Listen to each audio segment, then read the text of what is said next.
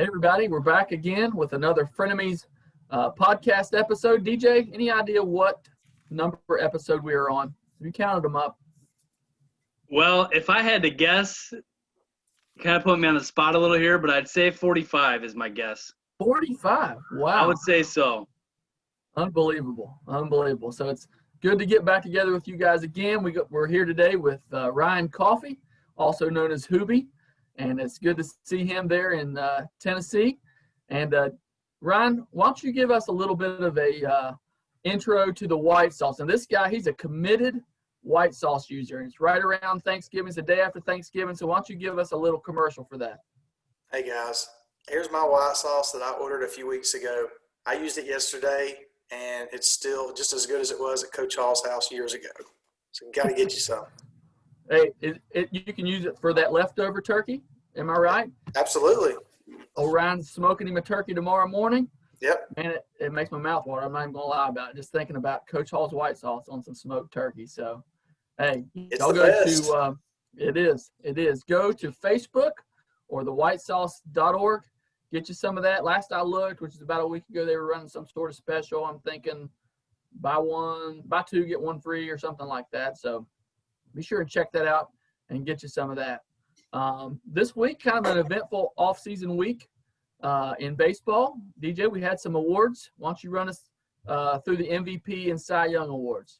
You got it, man. So this one leads me right into our guest here, Ryan. So the MVP in the National League, Freddie Freeman. And I want your perspective on this because David and I have talked a little bit too about him here during these podcasts and the season that he had. So why don't you talk a little bit about Freddie and the season that he had? Yeah, I mean, I think everybody thought Freddie Freeman deserved it. You know, I mean, he put up the numbers all year. He's just an all-around great guy. I mean, he's a team player. I don't know of anybody that doesn't like Freddie Freeman. And I'm just glad he finally got what he deserved. You know, he's earned it. I mean, he's definitely put up the numbers for it, and good for him. We talked about this a little bit off air. He kind of had a slow start. You know, he had had COVID early on. Really had a tough time with it. I'm sure they didn't know how to treat it as well as they do now. So, you know, you were thinking with all that going on that he would have had a down year. He had a great excuse to have a down year, but man, he just put the Braves on his back and carried them. And DJ, I want to talk about this a little bit later, but how smart were the Braves for signing him to an extension at age 26 or 25? I can't remember which. I guess it was 25. I was looking today. They got him signed for one more year at $22 million, which that's not chump change. But the 5 years that since they've signed that extension, 4 of the 5, he's finished in the top 8 of MVP voting. So, man, what a great move. They locked him up for those prime years, and he's made it pay off. Yeah, he has. He had an outstanding year this year. He had 51 runs that led the league, 13 bombs, 53 ribbies, batted .341 with a .462 on base. I agree with you 100%. Lock that guy up. If you're going to build around Freddie Freeman, that's a great thing to do. Seems like a great guy, too. Seems like a leader. The Braves are definitely in a better position having locked him up. What a great move, like you said. Even before he was the MVP, they knew they had something special. He's a gamer, man. He's legit. And I'm not really a Braves fan, obviously, but I look from afar and look at him, and I'm a big fan. So I think he definitely deserved this award. When the season was over, that was my pick for the NL MVP, so I totally agree that he got it. But, man, he had some competition, David. We talked about this too, man. Some of the other guys in this league that finished 2, 3, 4, 5, even 6 could have got some consideration for MVP.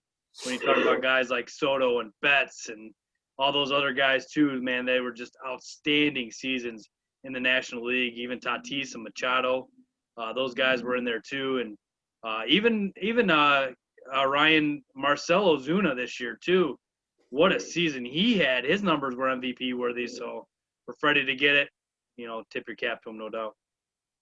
That was stacked, man. Like you said, going down through that list of players you just named. Wow. I mean, you could have made an argument with several of those guys, and actually, Betts had more WAR than Freeman did. But I'm with them.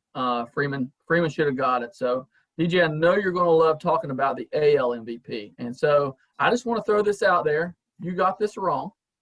I got it right. So talk a little bit about our AL MVP. Okay, so the one thing that I want to talk about with him. Oh, no. What? What is happening right now? Man, I just got me a new hat this week. Flat bill and everything. I want to try it on for you. No, this is horrible. What is happening right now? Yeah. Hey, this is one of many. I shopped all week for this hat. This is the one I was looking for. I like the old logo. I want the black one, the most recent one, and I want the one in between too, man. Like, what a great logo. So anyway, go ahead and talk about Jose Abreu for us. Oh, man, he threw me for a loop here. I don't even know what to say. Okay, so the only thing I can say, man, is I don't know if you guys watch the award show, but Jose Abreu doesn't speak English, so nothing against that or anything, but it was kind of hard going back and forth listening to the interpreter and him speak. But the whole time, man, if you saw him, he was hitting his head on the table. He was slapping himself. I thought he was going to get concussion, man. I didn't know what he was doing, but he was definitely emotional about it. There's no doubt about it. He was I don't know if he, when it became an actual reality that he'd won it, he reacted really cool to it. It was pretty cool. I'm not going to lie to you, but I don't think he deserved it, but that's okay. So let's roll it back. Who was your pick for the NL MVP? I can't remember. It was Jose Ramirez. AL MVP. I'm sorry. Jose Ramirez, and he finished second. He had a great year too, and I thought he deserved it a little bit more, and I missed that one. I was wrong. What about DJ LeMahieu? I mean, he had an argument, right? Yeah. LeMahieu definitely had he won the batting title, and I believe that's his second batting title in his career. And man, I'll tell you what, somebody's gonna get a stud with him, and he's legit. He's one of the best free agents out there right now. I believe, David, I saw the list.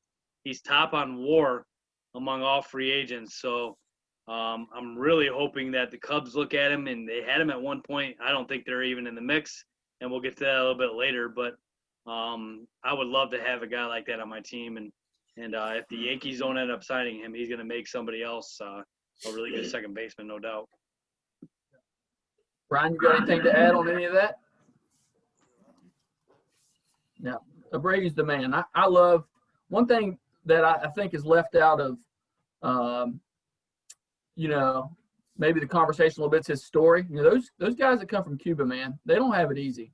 I think it was Jose Contreras there years ago, came across on a boat. And, some of these guys have had it easier. They've been able to get to Mexico easier, but, they're dependent on guys who are not law-abiding citizens. They're not good people to get them here. And so hats off to Jose Abreu. I thought that was cool. Yep. Yeah, it is a cool story to see, see that, he coming from Cuba and everything. I actually have a guy that works for me, and he's a Cuban. He's been in the States for now 10 years. And he actually, it's pretty cool. Last week, he actually got his citizenship. He's a United States citizen now. And just to see the pride and just the excitement, that we take for granted every day, he's just on top of the world right now. So that's really cool that, he's able to win that MVP. Yeah, it's awesome. Great story. DJ Cy Young Awards, those also were released this week. If I'm not mistaken, you also got one of these wrong. So let's talk about it. Okay, so Bieber in the AL was a no-brainer. What a season. I'm still kind of baffled, David, that your Yankees just made him look terrible in game one of the three-game series. And once the Indians lost that game, it was over. But this guy's regular season, what you got to go on. I know it ended bad in the playoffs for him, but 77 innings pitched. He was 8-1 on the season with a 1.63 ERA, 14 earned runs all year, and 122 Ks. He was untouchable. It seemed like every time he got the ball, he dominated everybody, and he went 7-8 innings every time, it seemed like. So he was well-deserving. There wasn't anybody even close in my mind. If I'm not mistaken, though, I think, David, you picked Keuchel on this, so you were wrong. So I did not, but let's talk about that. I have a beef here, DJ. So how is Keuchel Number 4 on the list. So here's the stats. I got them right here. Kenta Maeda somehow got second, 6-1, 270 ERA. Ryu third, 5-2, 269. Cole 7-3, 284 is fourth. Keuchel is fifth, 6-2, 199 ERA. It baffles me. Explain. So I know Keuchel was hurt for a little bit there, so that might have hurt him. Starts. How many? Same amount. Same amount. Okay, that's what I was kind of wondering because I know he went down at one point towards the end there, so I wasn't sure if he had missed or not. But nah, he deserved fifth. It's those. I mean, to me, the Cy Young Award should be about run prevention. I mean, that's your job, right? Not high strikeout numbers or whatever. It's about run prevention. And Keuchel was more than a half run better than everybody else on that list. Somebody's just got to explain it to me. I don't understand it. They're just not better, man. So you would have taken Keuchel's season over even your guy Garrett Cole's there? Yep. And to be honest with you, my feelings are hurt that he wasn't. If he should have been second, well, I don't know. You could have made an argument he could have been second. But to me, Keuchel's second, and it's not even questionable. Like, it's not even close. I just don't understand it. I don't agree, but let me throw this point in there. One of the cool things that I kind of saw about this is Kenta Maeda and Hunyin Ryu. What team did they both play for last year, David? Yep, Dodgers. The Dodgers. Can you imagine? The Dodgers just won the World Series, and they got rid of the number 2 and number 3 Cy Young winners in the American League. They got rid of both of those guys and still won the World Series. It's nice to have money, and it's nice to be as deep as they are because they got rid of a couple studs and still pulled it off. So even more props to them for that. I agree. Ryan, you got anything to add on any of that? Keep up with those teams. You got to keep up with Bieber, man. Bieber's pretty fun to watch. You'll have to turn it over there a little bit. I know as a catcher, you got to appreciate some of these guys and how dominant they are. Nobody touched Bieber all year long, and then the Yankees somehow I don't understand it either, to be honest with you. I thought they were whooped, and somehow they beat him in the playoffs. So it's pretty cool. But yeah, that's my only beef. I just didn't like the way the rest of it lined up. Like I said, I would love seriously for someone to explain to me how that happens. I know Keuchel's not the sexiest pitcher. He doesn't strike out a bunch of guys, but he keeps guys from scoring, man. And in a big game, I want Keuchel on the mound. So anyway, all right. NL Cy Young, DJ. Here's the one you got wrong. Let's hear it. Speaking of beef, Trevor Bauer wins the Cy Young in the National League. I picked Yu Darvish. I thought he deserved it for the Cubs. He was dominant. His numbers were better. Bauer did lead the league in ERA. But guys, he was 5-4. Now 5-4 for a record and winning the Cy Young, I have a problem with a little bit. And we've talked about this before. Yeah, I mean, he was, statistically pretty dominant. But you know what? I saw him fall apart a little bit towards the end of a few of those games and end up losing them. So I don't know, man. I had a little bit of beef with this one. It was close. This is probably the closest one of all of them. I think it was, when you put all the numbers together, it was hard to break down who the true Cy Young was. And I guess just seeing Darvish every day and how well he pitched and how many wins he got kind of steered me in that direction. But you know what? Props to Trevor Bauer. He did have a great year. There's no doubt about it. He's a free agent now, and that's something we'll talk about a little bit later on where we think he may end up. But, yeah, he had a great year, man, but I don't think he was worthy of number one. What do you think on that, David? I think he was worthy. That's who I picked. And you could definitely make an argument for Darvish, and I wouldn't argue with you too much. But Darvish really had one start that lost the whole thing for him, if I remember right. One of the last starts of the year, he kind of got bombed. And really that's what separated him from Bauer. I can't knock on Bauer too bad. I mean, I do like a guy who wins games, obviously.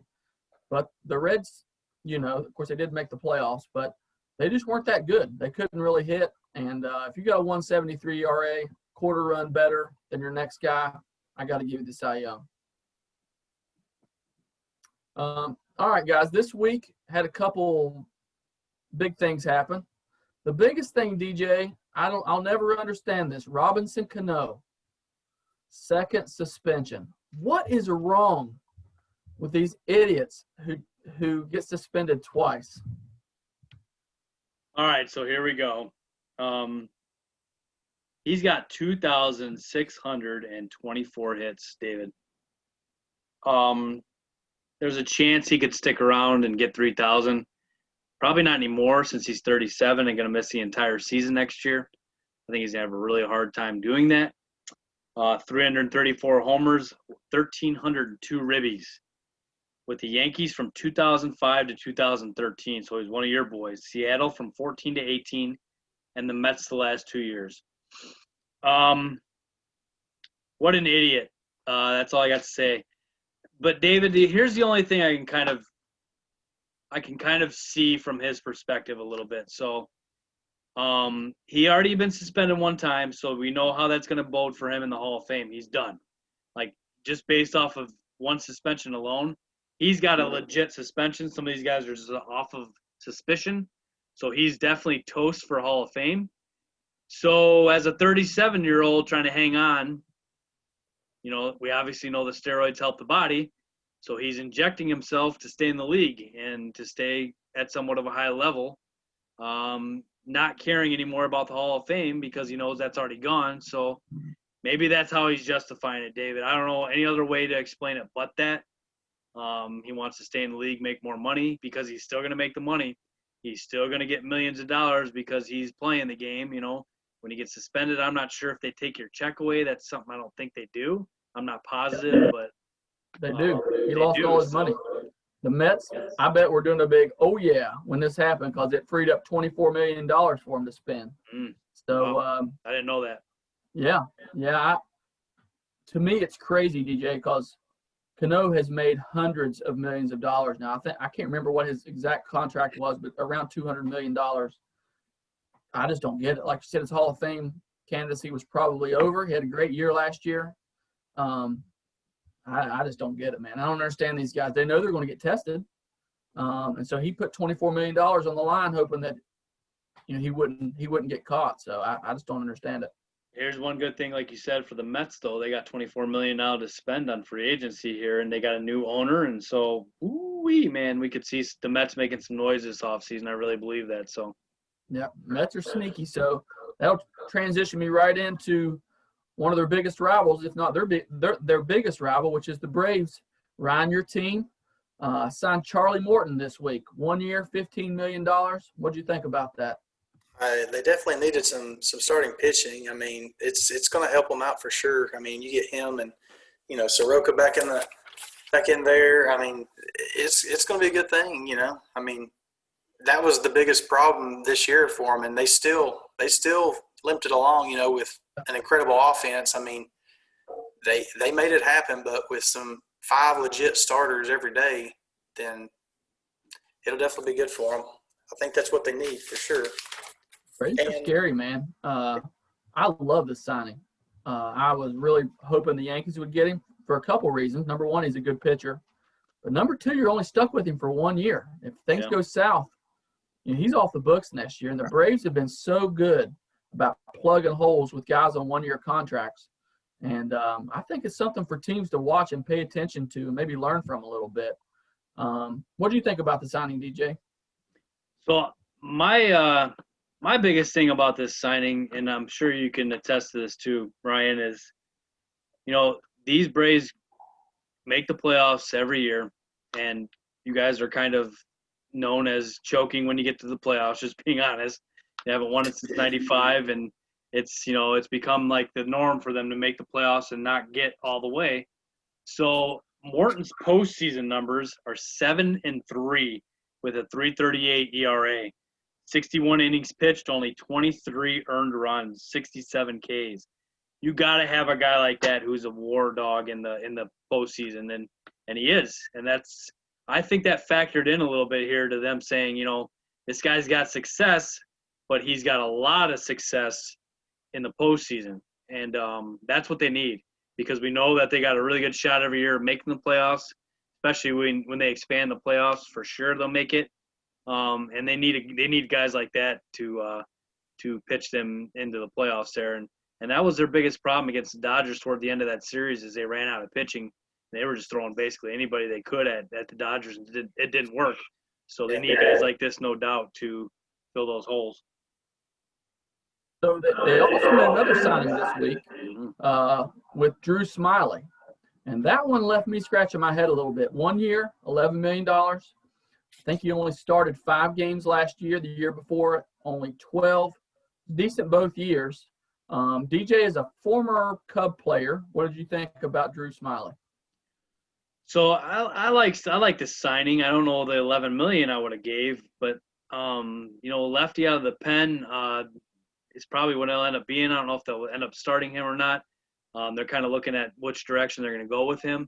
But I actually heard Jake Odorizzi talking today about him, and it was kind of interesting the point he brought up Smiley because he was one of the few guys that has signed already, and he said, sometimes in the MLB, a team values you different than other teams do. So he said there was a lot of teams on Smiley for $5 million for 1 year, but the Braves swooped in at 11. That's a $6 million difference, obviously.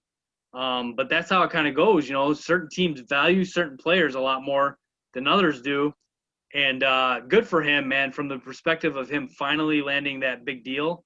He's been just kind of a journeyman, making, a little over minimum, not super money, but now he got a really massive deal. And good on the Braves again, man. They see the weakness and they're going to go for it. And David, do you know have you read anything about what they're going to do?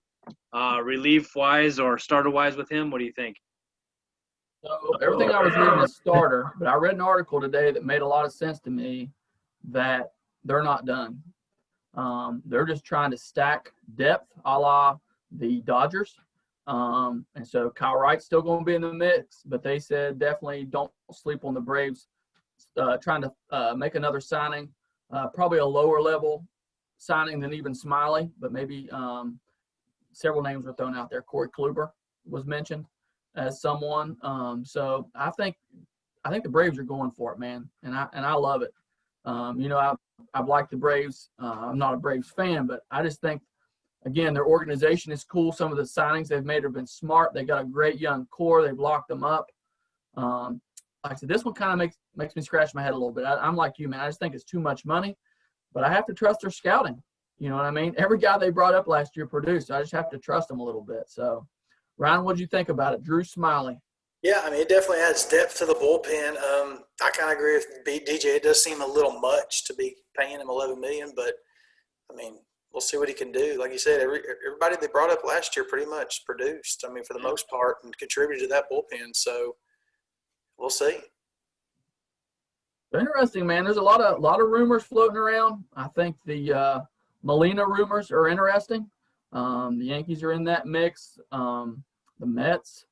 A lot of different teams in on Molina. So where do you guys think Yadier Molina lands? I don't know how the Cardinals kind of let him go, to be honest with you. I'm not sure I believe that he's leaving, to be honest with you. I know all indications are pointing that he's toast and they're done with him as far as bringing him back. But I just don't know, man. I'm kind of on the fence with him. I think somebody's, may swoop in and give him a ton of money, which just kind of makes him automatically go away. But I don't know, man. It'll be interesting to see. From my perspective, I still think he's going to be a Cardinal some way, shape, or form and end his career there, but I very well could be wrong. I believe the same thing. Part of me wants to see him in a Yankee jersey, just to be honest with you. Again, it would be a short-term deal.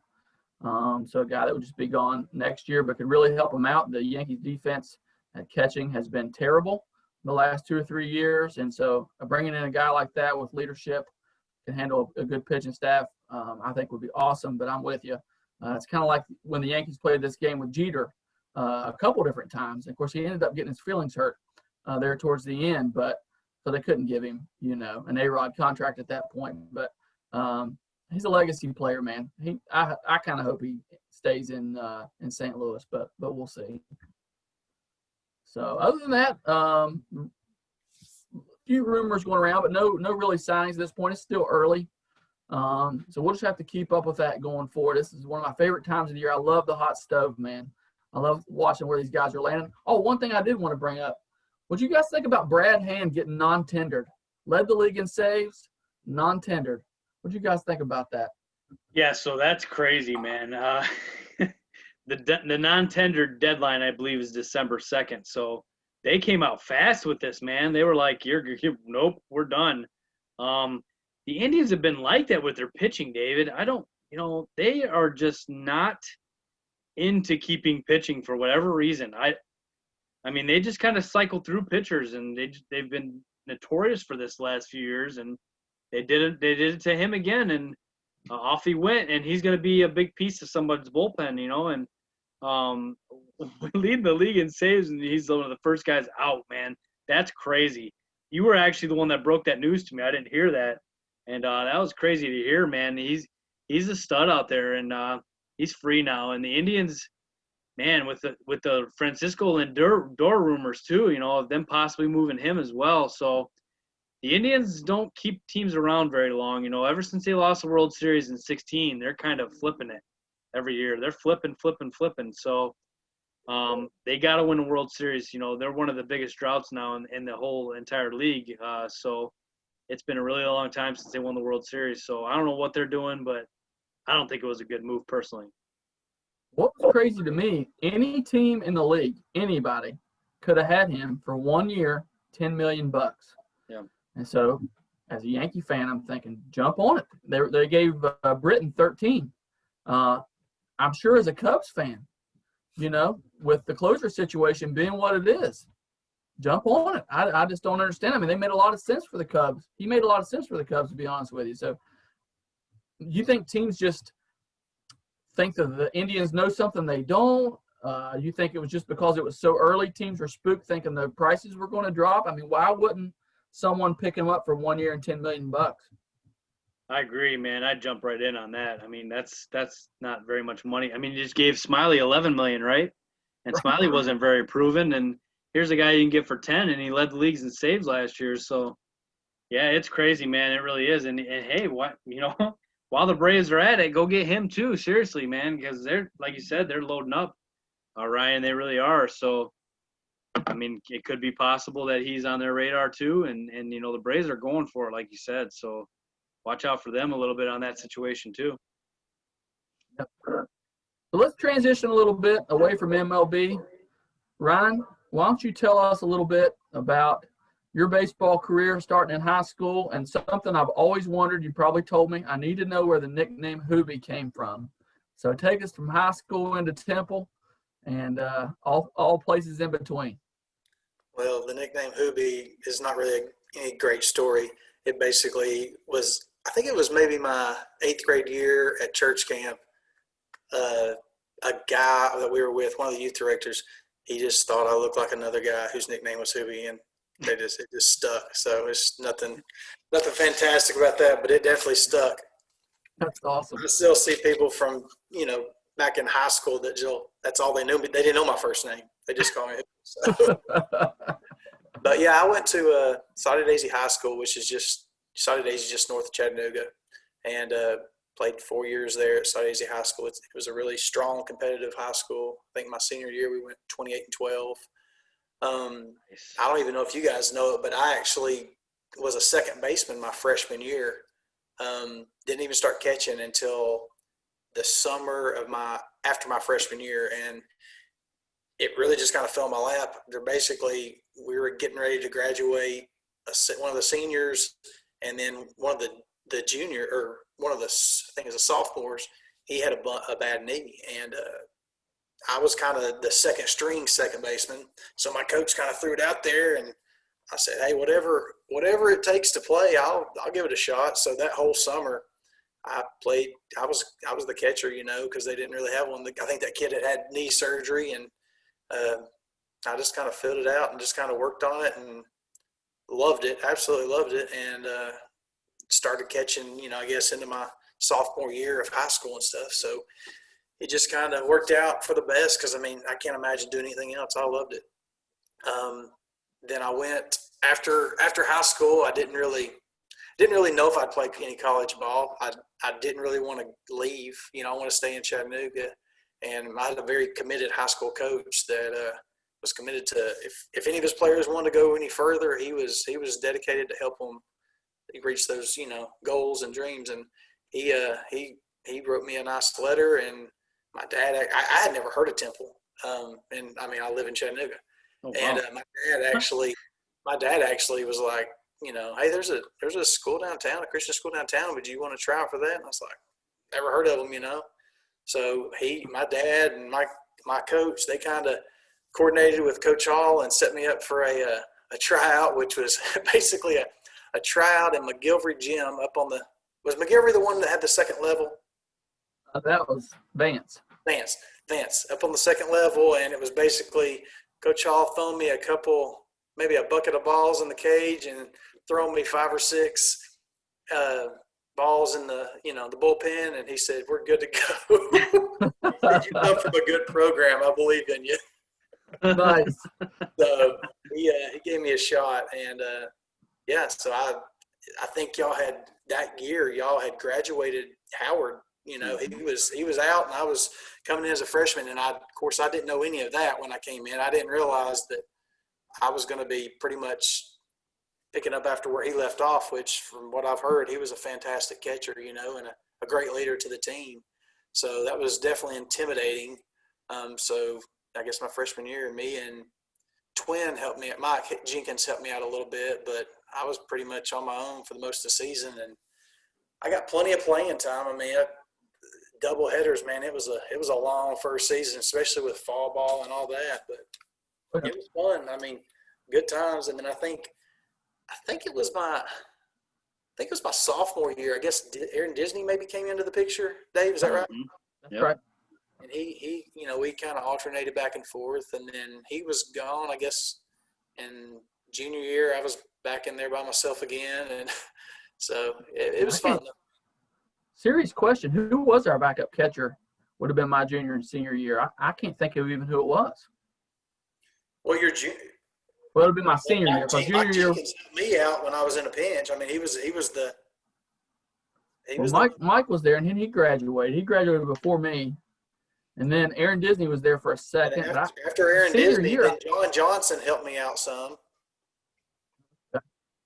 John Johnson, but they're real. I had a lot of innings. I mean, there at one point I remember.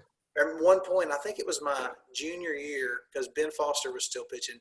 We had 3 games that day at Engle. Was it the region tournaments maybe? And I caught I forgot what it was. I think one of them went to 9 innings and then 2 7-inning games. It was unreal. I was just beat after that day. It was a long day, but it was fun. So you got to catch really we had a section there where we had some great pitching. Oh, we had a lot. So who was the toughest guy to catch? Dusty Childers. Dusty Childers was hard to catch. He was hard to get on the same location or?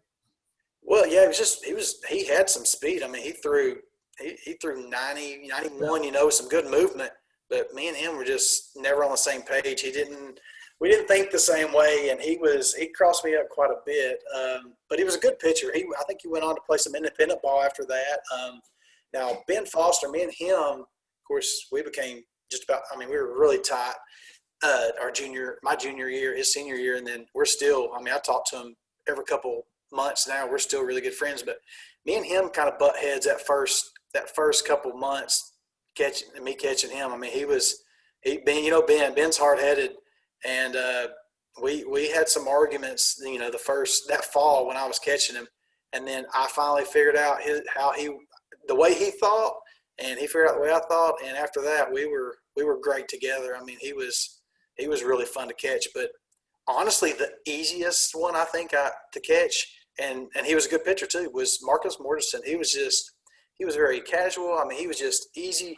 You know, me and him were always in the same page. He didn't shake me off much. I mean, Marcus was really easy to catch. I can see that. Marcus is real easy going. And oh yeah. He could throw a lot of pitches for strikes. He liked to mix it up. So yeah. But once me and Ben got on the same page after about that whole fall season. We were good after that. Yeah. So my first real baseball memory of you, I don't remember who we were playing, but early in the season, your freshman year, you had the only squeeze play I remember in 4 years at Temple. You had the squeeze play bunt. So bring us into that. Tell us what all was going on. Do you remember who we were playing? I don't remember who we were playing. Me and DJ were talking about it through text the other day. I actually had forgot about it until he even brought it up. And then, basically, so just a little short story about it. I was a pretty good catcher, but never a fantastic hitter. So I struggled on the inside part of the plate. And everybody, I got hit a lot, and it was because I wanted to get hit. But so basically because I couldn't handle the inside pitches well, I crowded the plate, and I basically forced the pitcher either to hit me or pitch me away, which is where I wanted to hit the ball. I hit the ball away a lot. But I also was a pretty good bunter. I put down a lot of bunts. They were never for hits because I was slow, but a lot of sacrifice bunts. Yeah. And, the bases were loaded. DJ, I think you might have been on third, possibly. I can't remember. But bases were loaded, 2 strikes, 2 outs. And I can remember looking at Coach Hall at third, and he's just kind of putting his hand like he don't know if he's going to make a call. I know what he's thinking. I'm like, oh, man, are you serious? I don't even know if he actually made the call. He finally just kind of like, it's all up to you, whatever you want to do. And the guys were playing back. They weren't even playing in. Yeah. I put one down right between, just past the pitcher, I think, and between the first baseman, and I actually beat it out to first. Yeah. It was perfect. I remember it. It was a perfect squeeze, man. It was. Yeah. I just remember how gutsy, because I thought Coach Hall made that call, and I wouldn't have made it. He was very hesitant on it, and I think he just kept looking at me. And then I don't know if he ever actually made the call. I think we just kind of whatever, That's awesome. If I was at third on it, I can't 100% remember, but I would have probably been looking at Coach going, okay, I kind of know what this is. Like he can't make the call, but I better be ready to go on this because I think I know what's coming. Yeah, they definitely didn't see it coming. No, they didn't. That was awesome, man. So Hoobie, I always had a question for you too. Your junior and senior year after Dave and I were gone, talk to us for a second, about how you guys did as far as the team goes. Were you guys good, successful? How'd those last 2 seasons go for you? Let's see. So were you there? Was Ben Foster? See, Ben would have been a year behind me, so Ben would have still been there. No, yeah, Ben would have been a senior my junior year. Yep. I think, and I can't remember, but for some reason, I'm thinking we actually might have played 500 ball that season. I'd have to talk to Coach Hall. Coach Hall would remember, but it was a pretty decent season from what I can remember. You know how we did Ben Foster. He was if he wasn't pitching, he was in right field, and he carried us a lot. We depended on his arm a lot, and we wore him out. But he had a good. He was very valuable that year for us, as he was every year. He was always the highest batting average, and he kind of carried us there. And it really hurt, when he moved on. Our senior year, we had a rough season. We just didn't have a ton of pitching. Some younger guys had to step in and pitch, and we had some. I think Marcus was probably he was a junior, so him. I can't recall who else would be pitching. Who else would have been a junior that year? I can't remember. Did Jim? Jim graduated with Ben, didn't he? Jim. Yeah, he did. Yeah, so Marcus had to pitch a lot of ball games that senior year, and it was a rough senior year, but it was fun. I don't know if I ever told you guys this or not, but my senior year we went to Miami. Did you know? Well, we've talked about it. Okay. Well, did you remember about? Okay, so Gus's dad apparently worked in the hotel industry in Miami, so he hooked Coach Hall up with some hotels, or a hotel on South Beach. And I'll never forget, we had some guys from Walker Valley. There were 2 or 3 of them that had come to play, and they were juniors. Dusty Murray. I remember me and him, and I think Evan McGuire were walking down we had just got there, and we were walking down the beach, and of course it's a topless beach. And of course, everyone you saw though they were old people. I mean, they were old women. I mean, but I'll never forget. We were probably a half a mile on the beach from the hotel, and we were kind of turned around and coming back. And I'll never forget. We saw Coach Hall and his wife Jenny saying, "Guys, you got to get back to the room. You got to get back. We didn't know this was top of the beach." And it was just hilarious. I mean, were y'all still driving the rainbow TTU vans back in those days? Oh yeah. Didn't somebody peel the lettering off on them, Dave, or the rainbows off on them? I'm not sure. That's a rumor. Yeah, rumor that's definitely a rumor. Yeah. We've talked about that a little bit. Hey, so Hoobie, I gotta know, what was your first impression of David? I mean, he really and truly, me and David were a lot alike. I mean, he was, from the mountains. He was always hunting and this and that, and we kind of clicked. I mean, we had a lot of things in common. Andy Griffith was one of them, I watch it every day. Yeah. David, you'll be excited to hear this. We just went through the entire show. All the family. We went through the whole thing this year, man. Oh, boy. So I've seen every episode now. I knew you'd be hope proud for of you, me. DJ. It's been a lot of time for TV. Yeah, no doubt, man. No doubt, for sure. Hoobie, I've got a question for you.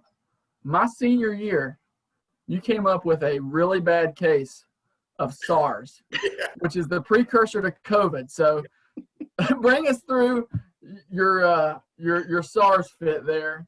I was never diagnosed. I think you were the only one that ever diagnosed me with it. But I did have a time there for a while where I was coughing constantly, and you definitely diagnosed me with SARS. We shouldn't laugh. People died from that, and like I said, I guess COVID. I mean, I played every game with it apparently. So. Yeah, you did. I'll have to hand it to you. But I really enjoyed. I was thinking about this the other day. I was thinking this the other day. Do you all remember? I think Dave, you might have been graduated. DJ was still there though, because you come back because you had a redshirt year, didn't you, DJ? Your first year. Yeah, me and David graduated the same year. Oh, you did? Okay. Were y'all up there at Tennessee Tech when, of course, we got killed against Tennessee Tech, and Ben Foster, Coach Hall's giving the speech about the water under the bridge, kind of thing. And I'll never forget, Ben Foster says, "Nobody cares about water under the bridge, Coach. I'm tired of coming up here and getting our butts kicked for free pizza." Oh, because remember, we sitting in the bleachers eating our free Papa John's pizza after we got our butts kicked. Hey, I think we might have talked about this. Here's my Tennessee Tech story. I remember it was at that game. I remember their coach walked over to our coach and said, "Hey, just so you know," and they were up like 17-3 or something. He said, "Just so you know, I'm going to throw this kid. He's never pitched before." Do you remember this? Did we talk about this, DJ? No, but I remember this. So I see the kid warming up. He's like, "Oh, he's an outfielder. He's got a good arm." And I'm like, "Whoa," as he's warming up. And so there happens to be a guy with a gun. And so I walked back there and just looked. I don't know if you guys remember this. 92. 96. 94. 96, yeah. And it was good afternoon, good morning, and good night. I'm not sure if he didn't do it in 9 pitches, and he'd never pitched before in his life. Of course, in our defense, Coach had unloaded the bench there a little bit. But, wow. And that guy, I actually looked it up. I looked up his name. I think he got drafted. So, anyway, that's my senior year, we got to go play Tennessee UTK, 2 games up there, which was rough. Oh, really? But yeah, I guess Coach Hall, I think he played at Liberty with Delmonico or something like that, and he got us up there to play 2 games with him. And so how'd that go? The frat guys were right behind, home plate dugout. The things they were yelling. It was rough. It was very distracting. But I don't remember. I think they shut us out, of course, the second game. I think the first game we might have put 3 runs up and they put 20 up or something like that. But I don't know if do you remember Julio Bourbon? Oh, yeah. I threw him out at second that game, though. I do remember that. Yeah, he tried to steal second, and I threw him out at second. So that was pretty cool. But yeah, it was a good experience. We were so ragtag. I remember Brad Thomas is in the dugout trying to grab every foul ball he can and stick it in his bag because it has UTK on it. He took a. I think he even took a wooden bat up to Eli Orge and had him sign it for him before the game. Oh my gosh! Dude, do it after the game, after they kill us or something, Brad. So we actually got to play UT. I didn't. I was hurt, but we actually played them our freshman year. And listen, that first game they were squirming a little bit. I think we were in it until about the 5th or 6th inning. I mean, it was like 4-2 or something. I don't remember what it was, and they ended up stretching it out there at the end. I think we played a full 9 innings with them. I'm not mistaken. Or I guess it'd been 7 because we played doubleheader. Yeah. And second game they beat up on us pretty bad, but that was definitely still a cool experience. Yeah. You have to play the field and stuff. If I'm not mistaken, the game we played was televised. Oh, really? Whatever local station carried it. So it was pretty cool. And there was at least one major leaguer that played in that game. Yeah. Chris Burke. I couldn't think of his name. So it was pretty cool. Yeah. So is Delmonico still there? No, he's long gone. Yeah, he's gone. Okay. Well, his son, Nicky, playing for my boys. Yeah. That's right. I keep forgetting that's his dad. You're right. That's very true. Yep. Good point. Very cool. Very cool. Well, man, it was definitely awesome getting to play with you, Ryan. I definitely remember you showing up. I was very distrustful. I'm not going to lie. I had 2 years of Brian Howard, and I just remember at first just thinking, I don't know, man. This guy's a freshman. He's new, and right away you put those fears away. Good at blocking the ball, and one thing I really remember about you, didn't have the greatest arm, but you could get rid of the ball quick, man. Threw a lot of guys out, a ton of guys out. I think they would see you throw down in that first. Yeah, I never had a great arm, but I had to work on just transitioning, just getting out of my glove as fast as I could. That's how I made up the difference of it. But my freshman, my sophomore, my junior year, it was the same thing. My arm still wasn't strong, but my senior year, it finally started getting strong. I guess because I was playing so many stinking ball games, it finally got a little stronger. But yeah, that's what I always had to work at, was just getting rid of the ball as fast as I could. Well, I have to say, you did a good job coming in behind Howard, and I think all of our pitchers trusted you. And anyway, it was definitely awesome getting to play with you and cut up with you and stuff about SARS. That was always fun. And, how's your nose, by the way? Oh, it's still good. Okay. Yeah. For those of you that don't know, that's never come up in an episode. Yeah. I took a Dave Rogers fastball to the face one of my last practices of my senior year. Oh, it was great. I just remember, and we can say all this now because we think he's in jail. So I don't think he knows where we live or anything like that. So if you're watching this, Dave, I'm still mad about it, just so you know. But don't kill me or molest my kids. But anyway, I kept those batting gloves. I was so mad. I'm not even going to lie. Ready just to get back in the box and hit the ball, and he would not leave you alone. Just let me hit, man, because if I don't hit this ball, I'm going to hit you in the face. And I kept those blood-soaked batting gloves. And honestly, I still don't know how that didn't break my nose. I don't understand. I don't understand to this day how it didn't legitimately hurt me. But he came back to my room, and I'm telling you, man, I was struggling. I'm not even going to lie. I was struggling. He came by and he sat on my bed and was like, yeah, I'm just so sorry. And I know he meant it. Just minor adjustments, Dave, minor adjustments. He didn't have his eye on the target. He wasn't pointing his glove. That's all there was to it. But anyway, that was a bad day. But all right, well, we'll transition here a little bit back to MLB. DJ, tell us about off-season for the Cubs. What's it need to look like? All right, so I wanted to go over a few things this offseason that have happened so far. The first thing being, obviously, Theo stepping down as the man. This did not come as a shock. He had one more year left, but David, here's the thing, man. The Cubs are unfortunately gonna drop a couple guys here coming up pretty quick. I really believe that.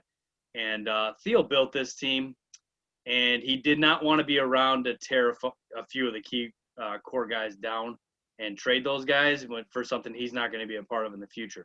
So it made 100% sense to me why he stepped down. It totally makes sense. He's the greatest thing that's happened to Chicago Cubs baseball. I'm just being honest with you, because without him, there's zero chance we have, a World Series title. There's zero chance we're competitive every year he's here. All the moves he made, he got KB. He drafted him. He traded for Rizzo. You know, when he left Boston, he knew of Rizzo. He stole Rizzo from them, from the Padres, and Jed Hoyer and all them guys that brought him over. And Rizzo had been in the Red Sox a little bit too. He traded for Hendricks and Arrieta. He drafted KB. He signed Lester, Lackey, Zobrist, Hayward. He built this team, man, and he deserves a ton of credit for what he did. You know, the 2016 season is something obviously we'll never forget. It's the greatest thing that's happened in my sports life for as far as professional sports go. Nothing really close to what happened there. So forever grateful to him for what he did to this team. Him and Jed were awesome. Jed's going to step in and do a great job. I have no doubt about that whatsoever. They're going to go out and try to find another general manager now. But Jed's going to mainly be in charge, I believe, kind of like Theo was. Theo was kind of the general manager, and Jed Hoyer was kind of his assistant. That's kind of be flip-flop now to where Jed's kind of the general manager without the title, and then whoever the new general manager is kind of assists him. But, you know, they got some big moves to make this offseason. They haven't done anything yet. Nothing's been official for any moves that they've made yet. However, David and Ryan, I think, you know, a couple guys are definitely on the move. And if it was up to me, I would trade Wilson Contreras, okay? If they're going to get rid of one of the core 5 guys that they're talking about, Contreras would be the guy to go. And here's kind of why. So I really believe, you know, Victor Caratini can be the starter. He was really good off the bench. He's a really good baseball player. He's a good catcher. He's Yu Darvish's personal catcher. So there's no reason why he can't do it every day. Our number 1 prospect, Miguel Amaya, is also a catcher. So if we got those two, it makes him a little more expendable. Now, I don't want to trade him, don't get me wrong, but if somebody's got to go, I think he should be the first one out the door. He can bring back a lot for us too. So I feel like they should get Contreras. And I don't know if that's going to happen or not. I would keep Schwarber, I would keep Baez, and I would definitely keep Rizzo, obviously. And, guys, here's where it gets a little tough for me. KB, Bryant is out the door, so this is going to happen. It's kind of inevitable right now. It's been talked about for a long time, but I think the time has come. It's going to happen. I don't know how much he's going to bring back is the problem, and that's what scares me about this. If they're trading him, they got to bring a ton back, especially in the farm. I think they need to bring, you know, one guy back that's going to play every day for the major league club and a few prospects, to be honest with you. I don't know if they can get that. That's a problem that this whole situation brings for them. So it makes it really hard. They're in a tough spot. He is definitely going to go, though. Cubs fans, get that through your head. As hard as that is to take in, it's going to happen. He's going to go, and one of those other 5 guys might go as well. It could be 2 of those 5 guys going this offseason, but it will definitely be one of them. So that's a big reason why Theo's gone. It's going to happen. It's inevitable. We need another pitcher. We need a second baseman, I believe. There hasn't been much happening, just a lot of rumors that you hear on a day in and day out basis. But it's going to get interesting, and it may take a little while here. And, you know, we're starting to get into December here, so this may be the month it happens where they start doing the trades. But, man, KB is honestly one of my favorite players of all time, so it's going to be hard to see him go. I heard some crazy rumors today. This is crazy, David. This was actually the talk in town today. And if this happened, Jed Hoyer should get fired immediately. But they were talking about trading KB to the south side to be their right fielder or their DH. You know, obviously they got a third baseman already, Yohan Moncada, but the White Sox rumors kind of flew a little bit today, and that would be nuts. The Cubs and White Sox do not trade with each other very often.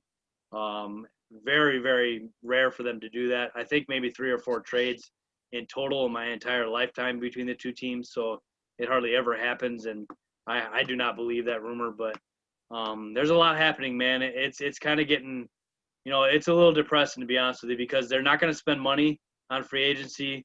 They're going to cut payroll a little bit here, so they're not going to take a step forward, which is very, very hard to believe and fathom with this team. But it is what it is, and this is where they're at right now, and they're in a tough spot. If I was their general manager, I'm just being honest with you, I do not know what I would do with this team. You know, they're so close, yet so far away. So when you've got a team like that, it's tough, man. You don't know exactly what the perfect move is. You don't know what the great move is. But hopefully Jed and whoever he brings along to help him can figure this out, and the Cubs can be, you know, maybe if they take a step back for a year or two, then get right back on board and be strong for another 10 years. So it's going to be interesting, no doubt. Very interesting. So, the rumor that I was seeing was there was a chance Javi Baez would go for the simple fact that he could bring back the most talent. Yeah. What do you think about that rumor? That's the truth. If you're gonna trade one of those 5 guys, you're gonna get the most for Javi. There's no doubt about that. I agree with that 100%. He would bring back a load. There's no doubt. I have a really hard time with that. I know he struggled this year. The whole offensive team struggled this year. So I don't know what it was. I know I have a few theories on a lot of their swings. KB's swing is broken. He needs to fix his swing. He's got a launch angle swing that is not working. Baez swings at everything outside. He strikes out too much. He's got that Alfonso Soriano. You throw him a slider outside, he's going to strike out every time. So his eye is off right now. But Baez would bring the most back, from no doubt about it. 100% agree with that. But to me, you have to build around Rizzo and Baez, to be honest with you. Those are the guys you cannot let a couple guys go. Those are the 2 I would definitely keep and build around. And then the other 3, if you can get a good amount, something for them, we'll see, man. It's tough, no doubt. All right, so transitioning again. Ryan, are you awake? I'm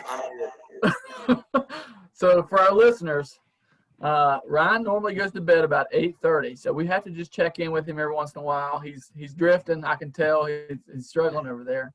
But talk a little bit about, how did you become a Braves fan? Let's talk a little bit about just your Braves experience.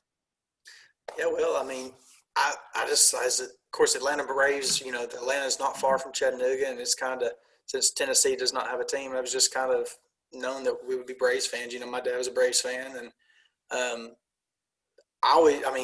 don't remember really watching it that much until I was probably 10 or 11, 12 years old. But I remember loving Chipper Jones. I mean, he was kind of the one I was always pulling for. I mean, he came in, I think it was 93. And, of course, the World Series in 95 when he won. But, yeah, I was a Chipper Jones fan. I mean, of course, he was hurt a lot and out a lot. But when he was there, I mean, he was unstoppable. I mean, he was just a huge asset to the Braves for so many years, and, just a great player. So coming off of that, I mean, so obviously Chipper Jones was your favorite player growing up. Was he your all-time favorite Brave? Yeah, I mean, probably, yeah. I mean, like I said, I didn't really keep up with that much until, the 90s, when I was younger. But yeah, he's one of my favorite Braves. So on the current team, lots of talent and everything. Who's your favorite player now? It's Freddie. It's definitely. I can't argue with you. Yeah, you can't not like Freddie. You're like the 7th or 8th Braves fan we've had on. All of our listeners up there in Chicago are like, shut up about the stupid Braves, right? But they're definitely fun to watch, man. I'm excited. What do y'all think is going to happen? I mean, I don't think they're not going to get the money for Ozuna, but man, it's a shame because his energy this year. I mean, even obviously the numbers he put up were incredible, but he was just a lot of energy for the team. I mean, him and Acuna. I mean, they just and Ozzy. I mean, they keep them hopped up, and he was just fun to watch. I mean, extremely confident when he got up to the plate. I mean, the pitchers were just terrified of him. I mean, he was very confident he was up there, and I wish so bad we could keep him for one more year. I mean, I agree. I don't expect the Braves to sign him. I don't think, if I'm not mistaken, the National League, it's not confirmed that they have a DH this year. Is that right, DJ? That's true. They have not 100% confirmed that they're going to move forward with that. I really hope they do, but that has not – you're right. That has not been pushed forward. Yeah. If they did have a DH, I honestly expect the Braves, if I'm following their playbook, we've seen what it is the last couple of years, they're going to find somebody that can sign on a one-year deal, somebody that's got maybe undervalued a little bit, and so that's what I would expect them to do. But their MO says they're not going to sign Ozuna. No, I don't think so either. So. And Melanson's pretty much done too, I think. They had one other reliever that was leaving as well, if I'm not mistaken. I was looking through that a little bit today. I Can't don't remember. remember who it was, to be honest with you. I may be wrong, but Melanson played a big part the last couple of years Yeah, in those teams. You know, he was kind of sneaky good there at times. he was. So I think he great was. thing about the Braves, Last year man. was 19 million for him, wasn't it, or something like that? What is Yeah. it? I think he was like 19 million for what he got last year. Wow. Yeah. I know. Yeah. Former closer. And again, I think they kind of bought low on him, if I'm not mistaken. Is that right? Yeah.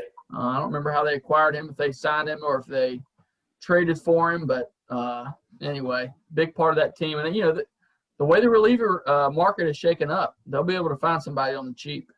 And so, anyway, it's a great time to be a Braves fan. I was kind of pulling for them. I have to be honest. I mean, Yeah. I thought it was cool that the Dodgers won. They hadn't in a long time, but I was kind of pulling for the Braves a little bit. Yeah, I mean, the Dodgers, I felt, I mean, as much as I wanted the Braves to win, I feel like the Dodgers were probably a better team. And then right there at Game 5 is when we screwed it. I mean, it just seemed like it all started coming apart, and it seems like when Azuna didn't tag up at third, it just kind of started. That's when it started spiraling a little bit, and then, of course, Game 7 when Swanson and Riley, that whole mess on third, that just sealed the deal there. But it's still, I mean, the Dodgers are an incredible team. So, last question about the Braves. So, me and DJ have noticed, as not fans, just and having a lot of friends who are fans, why do Braves fans hate, or some Braves fans hate Brian Snitker? I don't know. I think everybody was just such a Bobby Cox fan for so many years. I mean, it's hard to replace Bobby Cox. Just funny, man. Just right off the bat, every questionable move that he made, we had some good buddies out there, and you guys are watching the podcast. I know you are. Y'all were bashing on some Brian Snitker, and I just never understood it. I was pretty ticked. I guess I don't remember what game it was, but when they started AJ Minter, and he was pitching fantastic. He pitched 3 innings and 7 strikeouts. Like, leave him in one more, And as soon as they take him out, it just fell apart. Yep. That's true. They do that in the College World Series all the time, too. Like, they bring in relievers a lot in the College World Series to start running out of pitching. And those guys who have maybe thrown 30 pitches max the whole season are starting to throw 50, 60, 70, and they get going and going. And if they're shutting somebody out, they just keep them in. It's like, you're in the playoffs, man. You got to be able to. You're already burned anyways. Yeah. Yeah. So I agree. You're right on that. They could have just been doing it batter. They could have just been watching them batter to batter. They didn't. I felt like they should just let him go until he got one guy on or maybe 2 guys on, and that'd been it. But they pulled him. That's what stinks about the way the game's going with analytics and all that, man. And we saw that bite the Rays. As a pitcher, man, I would hate the way they do things. Just hate it. Mm-hmm. Leave me in there. Let me try to work out of it. Or like you said, wait till we get a runner on. But it's just like, nope, he's got the 80 pitches or whatever, and he gets worse from here on. We're taking him out. Yeah, but he was incredible. I mean, he was doing great. Yeah, I hate that. Me too. Well, DJ, we had a couple guys pass away this past week. Couple former major leaguers. Why don't you tell us about Johnny Paredes? Johnny Paredes, second baseman, died at 58. Played from 1988 to 1991, so he's a ball player from our era here for the Expos and the Tigers. 26 career hits, 1 career homer, 11 ribbies, a .211 hitter. He played in career-high 35 games in 1988 for the Expos with 104 plate appearances. Johnny was born in Venezuela. He passed away after a long battle with cancer. Johnny was mainly known for his glove at second base. His first career RBI, he knocked in Andres Galarraga, so that's pretty cool. Paredes clubbed his only home run in the top of the 14th at the Astrodome in a game against the Astros. The Expos had already taken a 4-3 lead when Johnny hit a 3-run bomb to put them up 7-3. He also had 2 hits prior to that home run in that game, so a 3-hit day and the sacrifice bunt he had as well. So that was his career game. No more for his glove. He was really good in the minors. He had a good minor league stats. Just never really put it together too much in the major leagues. Had a cup of coffee and was out pretty quick there. But good career, and I remember actually watching him play for a few years there, especially in '88 with the Expos. He got a lot of time there. to play there, second base there. So it's tough to see him, pass away at such a young age. Not a great career by any means, but he definitely he definitely was, like we talk about all the time, David. He had that one career home run, and he could always tell everybody he had a home run in the major leagues. That's one more home run than all three of us combined. So good on him, man, to actually make the show and have a career out of it. And I'm sure he made a good living off of it too. My second guy that passed away is Ray Daviault. One season, guys. This is a pretty cool story. He had one season, and it was with the 1962 Mets. He was a career 1-5 record, so he got one pitching win in the majors. We got a guy that had one career homer and a guy with one career win, so that's crazy, man. And like you just said, cup of coffee in the majors. He had a 6.22 ERA and only 51 Ks in 81 innings, so not a great career by any means. But man, I'll tell you what, he was a member of the 1962 Mets, David. And so for trivia night, remember this: the 1962 Mets, Ryan, were the worst team in Major League history. They were 40-120. 40-120. And his only season in the major leagues, he was on that team. So that is crazy to think, man. Really cool. He passed away at 86. A long life, he had a pool accident at his home, so that's kind of a crazy way to go. He would tell his kids, guys, listen to this. This is kind of funny. He would always brag that he was on the worst team ever to lace up the spikes. He played for Casey Stengel. If you remember, David, Casey Stengel managed that team. And Casey Stengel was in his later 70s when he went to the Mets toward the end of his career there. And Ray told a funny story. He would say that Casey would call down to the bullpen and say, "Get Harris warming up." Well, the problem is all the relievers were like, "We don't have a Harris on the team." And so all the guys on the bullpen would kind of talk amongst each other like, "Who's got anything left in the tank? Are you guys, can you do anything today?" So they would kind of figure it out themselves, and whoever had anything left in the tank would go on and pitch that game for them. So pretty funny story, man, that Ray come up with there. That's pretty cool. So it's pretty cool, like that's a crazy career. I enjoyed thoroughly reading up on him. One season and you're on the worst team in MLB history, and you're playing for a Hall of Famer in Casey Stengel, and what a really weird season that was, I'm sure, and crazy by all means, but he's got a lot of stories for it, man, and it's really cool. So rest in peace to him, man. Both those guys, it's tough to see these guys passing away. So If I had two guys, the first guy is Foster Castleman from Nashville. He played from 1954 to 1958. He actually signed in 49 by the Giants. He lost 2 seasons to military service in 51 and 52, and I always respect those guys who lost those years and are still able to come back and play in the majors. His best season was in 1956. He hit 226 with 14 homers and 45 RBIs, played third base and shortstop for the Giants. He got to play on the Giants World Series team in 1954, although he didn't play in the World Series. He got to be a part of the team. But again, he had a 4-year career, didn't get to play a lot, just to be honest with you. He was kind of up and down, had that one season when he was up, but a good career. And the second guy that I had was Les Rohr. He was born in the UK, had a British mother. His dad was in the military.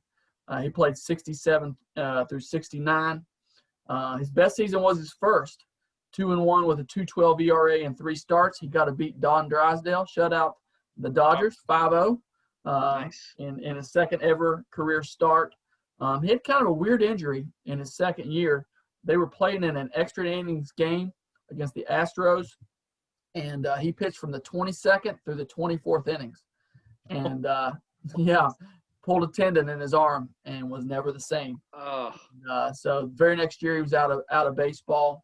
And, again, not a long career. I think he only had 2 wins. He was 2-3 with a 3.70 ERA for his career. But, again, he got to do something that we all would have loved to do. So rest in peace to Les Rohr and Foster Castleman.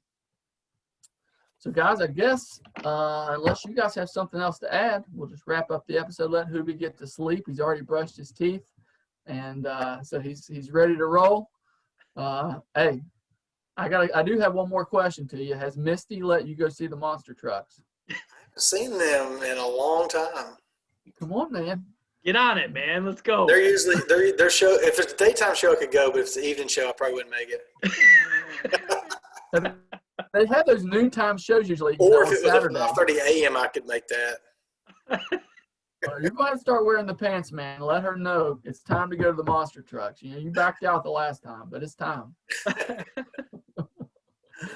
Well, hey, Hoobie, let me say this as we're closing here, man. We got to play with you our junior and senior year, man. You were an awesome teammate. You know, we loved having you as a teammate. You're a great dude. You're doing amazing things with your family. Congratulations on everything that you're doing. Like you said, man, you came in after Brian Howard, and that was tough, a tough transition, and you did a great job. Outstanding, man. I enjoyed playing center field or looking in on you every time because I knew what you were doing. So, you know, a lot of times people understand that the defense works off of a catcher. You know, I worked off of you a lot based off of where you were set up was where I would set up a lot of times too. So I agreed with what you're doing a lot of times. And, man, it was a pleasure playing behind you, man, all these years. And you're a great friend. It's been too long since we've seen you, man.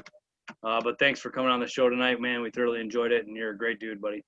Yeah, I appreciate it. I enjoyed it. Thanks for having me. And, again, you two were two of the – I mean, there were several that kind of took me under their wing as one of the new guys, you know, as a freshman. I think it was really just me and Gus maybe that freshman year that kind of came in, and you guys were welcoming me and became good friends. So I appreciate it and definitely enjoyed my time there at Temple. Before we roll here, tell us about the next podcast. All right, so we're gonna go back to Monday night. Still working on getting somebody. We had Ron Fenwick, who was a teammate of ours back in the early days. He played a ton of independent ball as well.